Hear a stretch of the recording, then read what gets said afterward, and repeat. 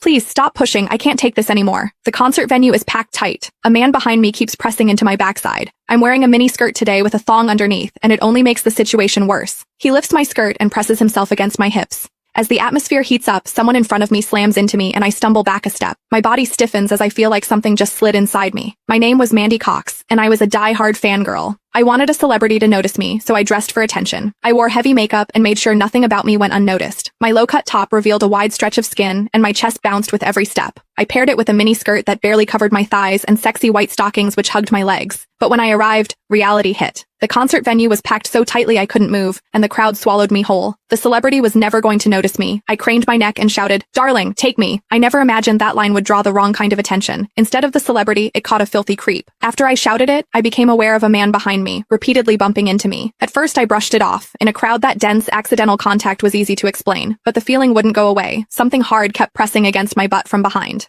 I assumed I'd accidentally backed into his hand where it rested behind me, so I turned and offered a polite apology. "Sorry, I didn't mean to bump into you." He paused, then flashed a leering smile and said, "It's okay, I don't mind." When I turned back toward the stage, I felt him press against me again, more deliberate than before. I kept my attention on the celebrity on stage and shut him out. The man became increasingly brazen, pulling up my skirt and pressing close against my backside. I had only a thong on underneath, which left my butt exposed. I felt his touch directly against my skin and assumed it was his finger. Only then did I realize something was wrong. The pressure was warm and solid in a way a finger could never be. My mind lurched as the truth hit me. In the 20 years of my life, this was the first time a man had ever molested me. Fear surged through me, sharp and overwhelming, and my body reacted with an instinct to flee. But there was no way to move. The concert floor was packed wall to wall, leaving me stuck where I stood. I drew myself tight, bracing as if tension alone could keep the fear out. As I did, my hips closed around the man's so-called finger, trapping it between my cheeks. An unfamiliar sensation followed, and warmth rose to my face. What confused me was that I didn't recoil from it. There was a muted comfort to it, and against my will, it sparked a faint sense of expectation. The man behind me seemed to take it as a signal. He moved in closer, repeating the motion until the intrusion was unmistakable. I had lived a sheltered life as a college student, and now I was being toyed with by a stranger while surrounded by people. Shame surged within me without warning. I felt the urge to sob, but my throat closed and my voice deserted me. Worse still, the pressure forced my thong inward and sent a restless, prickling discomfort through my body that wouldn't fade.